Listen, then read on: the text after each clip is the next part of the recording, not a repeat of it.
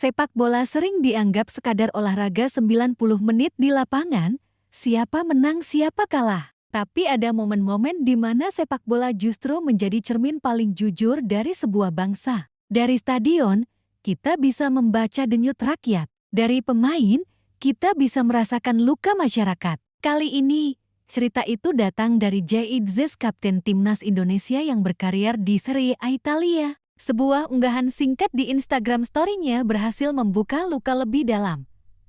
Tentang Indonesia yang sedang bergejolak, tentang rakyat yang menuntut keadilan, dan tentang bagaimana sepak bola kembali menjadi saksi sejarah. Inilah investigasi lengkap Cek Fakta.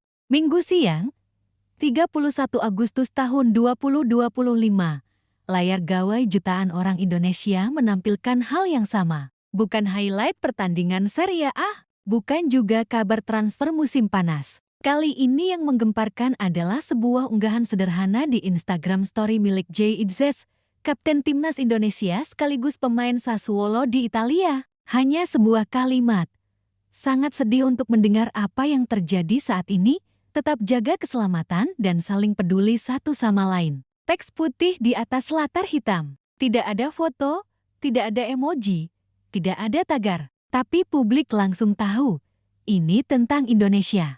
Komentar berdatangan. Terima kasih sudah peduli, Kapten. Doakan kami, Jay, Indonesia lagi sakit. Unggahan yang seolah sepele itu kemudian dipublikasikan ulang oleh akun-akun besar sepak bola Indonesia, portal berita daring, hingga media internasional. Dalam hitungan jam, story itu telah jadi headline, Kapten Timnas Indonesia sampaikan duka atas situasi tanah air. Apa sebenarnya yang sedang terjadi di Indonesia, sehingga seorang pemain di Italia merasa perlu angkat suara? 3 hari sebelumnya, 28 Agustus tahun 2025, Jakarta diguncang. Aksi demonstrasi yang mulanya damai berubah ricuh ketika aparat membubarkan massa dengan gas air mata. Titik panasnya berada di sekitar Senayan, tempat ribuan orang berkumpul menolak kebijakan DPR yang baru saja mengesahkan tambahan tunjangan akomodasi luar negeri senilai miliaran rupiah per anggota. Di tengah inflasi yang mencekik,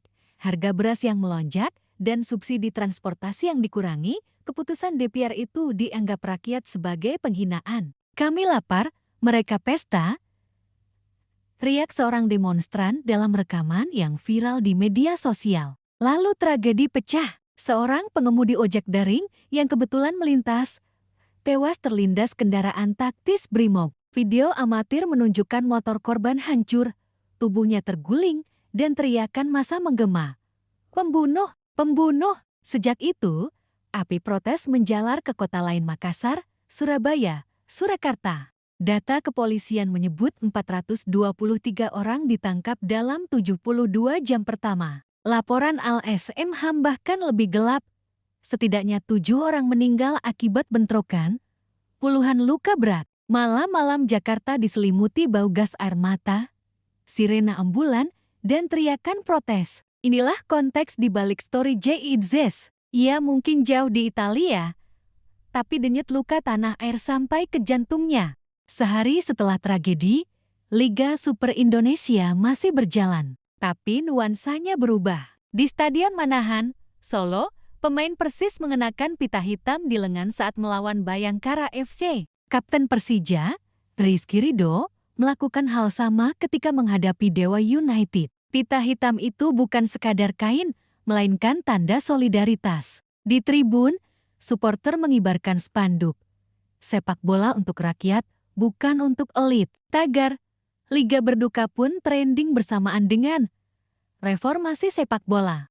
Namun tak semua berjalan mulus. Pada 31 Agustus, 3 pertandingan ditunda, PSE Makassar vs Persebaya, Persib Bandung vs Borneo FC, serta Persita Tangerang vs Semen Padang. Alasan resminya, faktor keamanan. Klub rugi miliaran rupiah karena tiket hangus, sponsor resah, supporter kecewa. Liga yang seharusnya jadi hiburan rakyat malah ikut terseret dalam pusaran duka. Bagi sebagian orang, ini DJVU. Ingatan kembali ke 2019 saat tragedi Kanjuruhan menewaskan ratusan supporter. Bedanya, kali ini bukan hanya stadion yang berduka, melainkan seluruh negeri. Di tengah badai politik dan sosial, Timnas Indonesia sedang bersiap menghadapi FIFA McD melawan Taiwan setelah Kuwait mendadak mundur. Laga itu dijadwalkan pada 5 September tahun 2025 hanya beberapa hari setelah kerusuhan besar. Pertanyaannya, apakah aman? Apakah Timnas bisa fokus? Seorang analis sepak bola Asia yang kami wawancarai menyebut, kalau situasi tidak stabil, jangan heran kalau FIFA menolak Indonesia menjadi tuan rumah laga internasional. FIFA punya standar keamanan ketat. Satu insiden saja bisa berdampak panjang.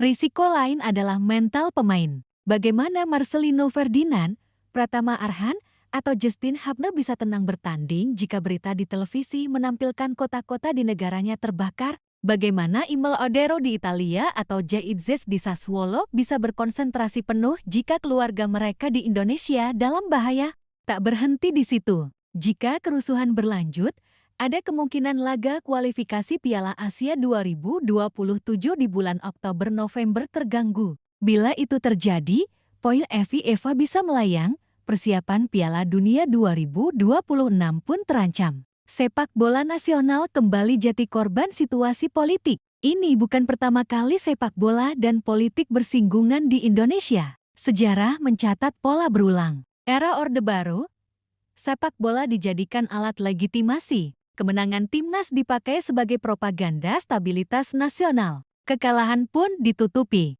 1998.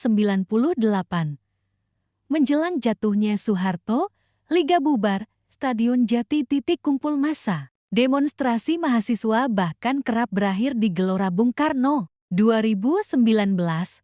Tragedi Kanjuruhan, 135 nyawa melayang. Bukan hanya tragedi olahraga, tapi simbol kelamnya tata kelola dan keamanan. Kini, 2025, kita melihat pola yang sama. Stadion bukan sekadar tempat pertandingan, melainkan panggung ekspresi politik. Dari pita hitam pemain Persija hingga story Jay Itzes, semuanya adalah pernyataan politik disadari atau tidak. Sepak bola lagi-lagi menjadi cermin bangsa. Jay Itzes hanyalah satu dari belasan diaspora Indonesia yang kini bermain di Eropa. Ada Imel Odero di Italia, Miss Hilgers di Belanda, Justin Hubner di Inggris, hingga Ragnar Oratmangun di Belanda. Mereka adalah wajah Indonesia di mata dunia. Maka, ketika Itzes menulis story tentang keselamatan, media asing langsung menangkap. Korir Dilo Sport menulis, Kapten Indonesia bersedih atas kerusuhan di negaranya. ESPN menurunkan artikel, From Sassuolo with Love, Itzes Praise for Peace in Indonesia. Artinya jelas, citra Indonesia kini terekspos bukan lewat diplomasi Kemenlu atau konferensi pers pemerintah, melainkan lewat kata-kata seorang pemain bola. Diaspora menjadi jendela global. Dunia melihat Indonesia yang bergejolak, dan sumber informasinya bukan politisi melainkan atlet. Sepak bola biasanya bicara angka.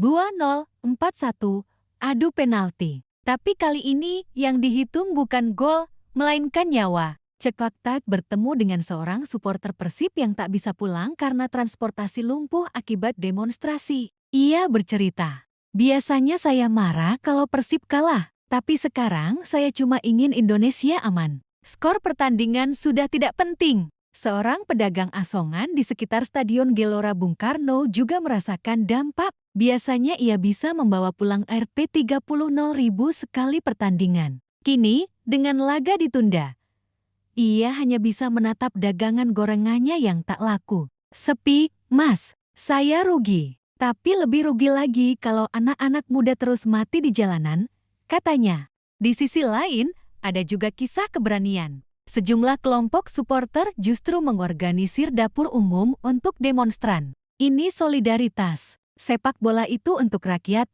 ujar seorang anggota Ultras di Surabaya. Meski situasi suram, ada tanda-tanda harapan. Story Jay Itzes menjadi pengingat bahwa bangsa ini tidak sendiri. Pita hitam di lengan pemain liga menjadi bukti bahwa sepak bola peduli. Spanduk-spanduk di tribun menjadi simbol bahwa rakyat tidak bungkam.